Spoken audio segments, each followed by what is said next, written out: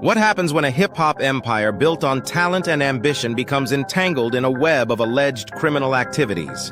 Today, we're diving into one of the most shocking legal cases in recent music history, the Young Thug RICO trial that had the entire industry holding its breath. Welcome to the Real Crime Diary, Daily Dose of Crime. I'm Sean Dupree, and today we're exploring how a Grammy-winning rapper's record label became the center of a massive criminal investigation that would shake Atlanta's music scene to its core. Over 2 years after his arrest, Young Thug's fate has finally been decided in a verdict that nobody saw coming. From gang allegations to courtroom drama, this case has it all. But what really happened behind the scenes? And how did one of hip-hop's biggest stars manage to walk free after facing decades behind bars? Let's break down this incredible story. In May 2022, the music industry was rocked when Atlanta authorities arrested Jeffrey Williams, better known as Young Thug, along with dozens of others in a stunning raid that would become one of the most talked-about cases in hip-hop history. The Grammy-winning artist wasn't just facing a simple charge. He was at the center of a massive RICO indictment that would put his entire empire under the microscope. At the heart of the case was YSL, which stood for Young Stoner Life, Young Thug's successful record label that had launched numerous careers and produced countless hits. But according to prosecutors, YSL had a darker identity.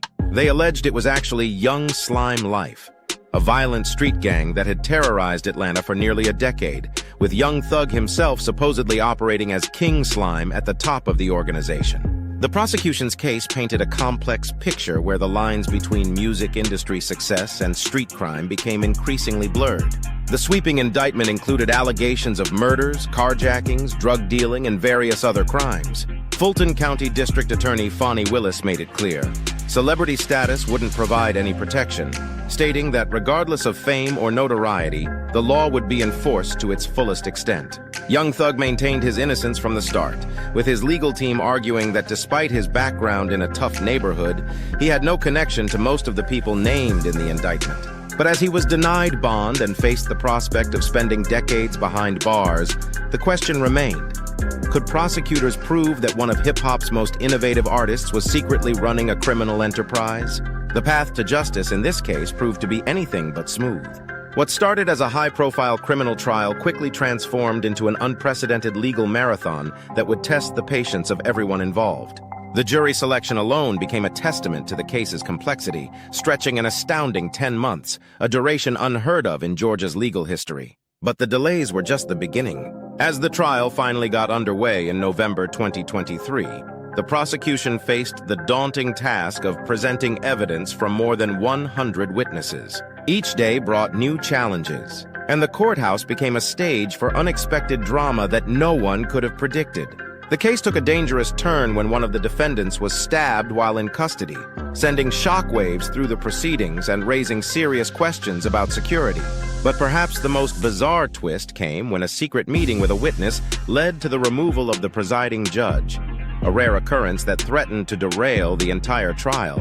Throughout these complications, Young Thug remained behind bars, watching as multiple requests for bond were denied. Prosecutors successfully argued that his release might lead to witness intimidation, forcing one of hip-hop's biggest stars to experience the full weight of the justice system from inside a cell.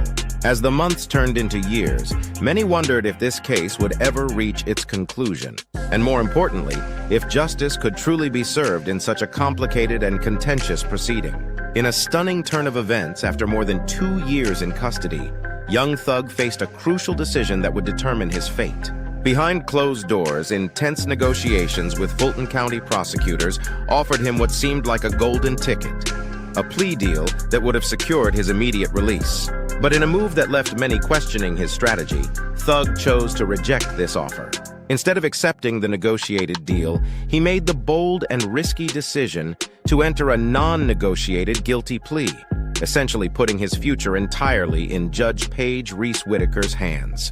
This gamble could have backfired spectacularly, especially when prosecutors responded by recommending a devastating sentence of 45 years, 25 to be served in prison, followed by 20 years of probation. The tension in the courtroom was palpable as Thug stood before the judge, pleading guilty to multiple counts involving drugs and firearms. In a strategic move, He entered no contest pleas to several other charges, including the central racketeering accusations that painted him as a gang leader.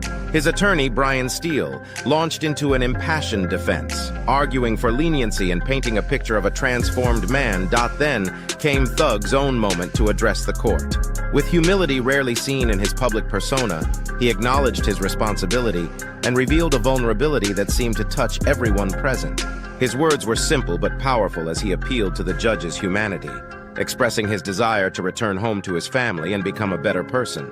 This dramatic sequence of events took place against the backdrop of a trial that had recently been thrown into chaos by problematic witness testimony, with discussions of a potential mistrial looming over the proceedings. The pressure of this uncertainty had already led several other defendants to accept plea deals, avoiding the risk of starting the lengthy trial process all over again.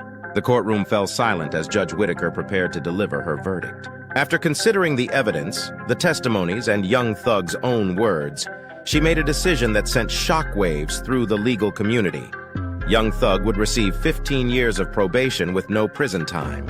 After spending more than 2 years behind bars, he would finally be going home. In delivering her sentence, Judge Whitaker took a moment to speak directly to the Grammy-winning artist about his future. Her words carried both wisdom and warning as she emphasized the importance of his platform and influence. She challenged him to become a positive role model, particularly stressing the need to show young people there are legitimate paths out of poverty beyond the allure of street life. The judge's message was crystal clear. This was a chance at redemption, but it came with responsibility. She emphasized that his talent could be used for something greater, suggesting that if he continued his rap career, he should use his influence to guide others away from the very lifestyle that had landed him in court. Young Thug's response was equally memorable. With genuine sincerity in his voice, he promised to honor the court's trust in him. The usually confident rapper showed a more humble side as he acknowledged the gravity of his situation and the opportunity he'd been given. But Judge Whitaker wasn't finished.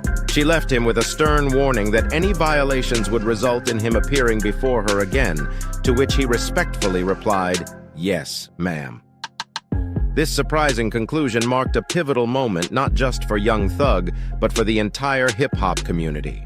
The sentence represented both mercy and accountability, offering a chance for one of rap's most influential figures to demonstrate that change is possible, even after facing such serious charges.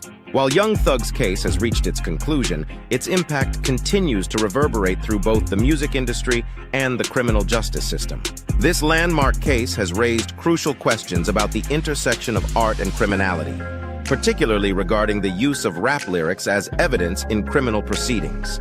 The practice of prosecutors using artistic expression as evidence has sparked intense debate among legal scholars and civil rights advocates. Many argue this approach disproportionately targets hip-hop artists and could have a chilling effect on creative expression. Others point to the complex relationship between artistic persona and real-world actions, especially in a genre that often draws from personal experience. But the implications of this case extend far beyond the music industry.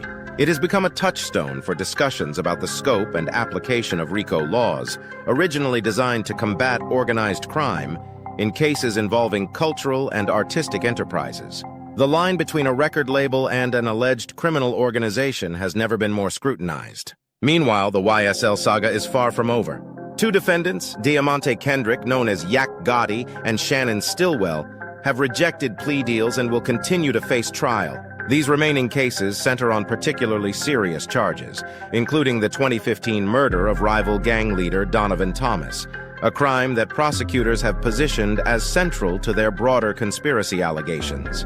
Their decision to proceed with trial rather than accept plea deals adds another layer of complexity to an already unprecedented case. As their proceedings continue, they will likely shed more light on the intricate web of relationships and events that led to one of the most significant RICO cases in Atlanta's history. As we wrap up today's episode, we can't help but reflect on how this case represents a pivotal moment in both hip-hop culture and criminal justice. Young Thug's journey from facing decades behind bars to walking free on probation raises compelling questions about redemption, second chances, and the power of influence in our society. What do you think about Judge Whitaker's decision? Was justice served, or does this case leave you with more questions than answers? The debate over using rap lyrics as evidence isn't going anywhere. and cases like this will likely shape how we approach artistic expression in legal proceedings for years to come. Don't forget to check out our curated collection of true crime books in the description below. If today's episode sparked your interest, you'll find fascinating deep dives into similar cases that challenge our understanding of justice, fame, and accountability. Join us tomorrow for another gripping story from the criminal justice system. Until then, remember that every case has layers of complexity that remind us why we can never stop asking questions and seeking truth.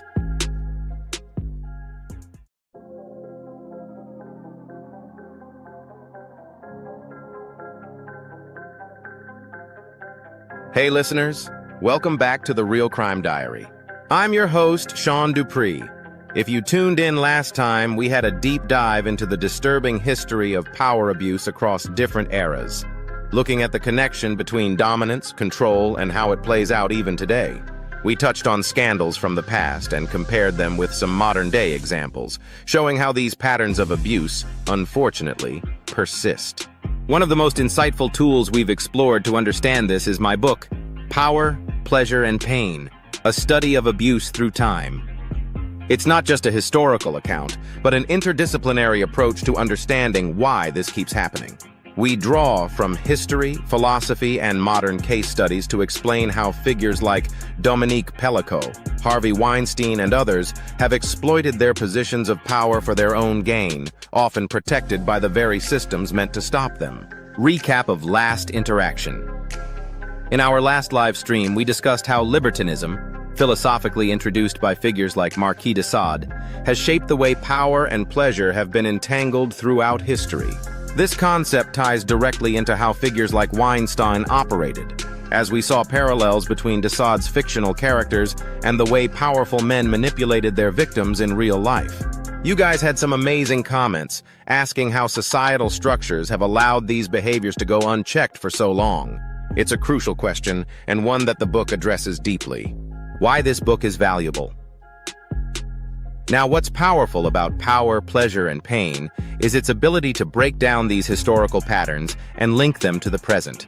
You're not just reading about ancient Rome or Enlightenment philosophy, you're seeing how these ideologies are alive today. The book uncovers how sexual violence and control have been systematically woven into the fabric of societies from ancient times right up to the modern era. It's about understanding not just the individual predators, but the systems that protect them, whether it's in royal courts, religious institutions, or today's corporate and entertainment worlds. Through these historical lenses, we also explore movements like #MeToo that are beginning to dismantle these structures. The fight for justice is far from over, but as the book demonstrates, we are in the midst of a cultural shift where legal reforms are finally addressing these long-standing issues. It's more than a history lesson. It's a guide to understanding and supporting change today. What's next? If you want to dive deeper, I suggest picking up Power, Pleasure, and Pain, a study of abuse through time. It's available now, and trust me, it will change the way you think about power, pleasure, and control. We've even got some exclusive content coming up on the channel where we'll be exploring the book's case studies in even more detail, so stay tuned for that. And if you haven't yet, make sure you subscribe to the Real Crime Diary so you don't miss any updates. Let's keep this conversation going, because understanding the past is key to changing the future.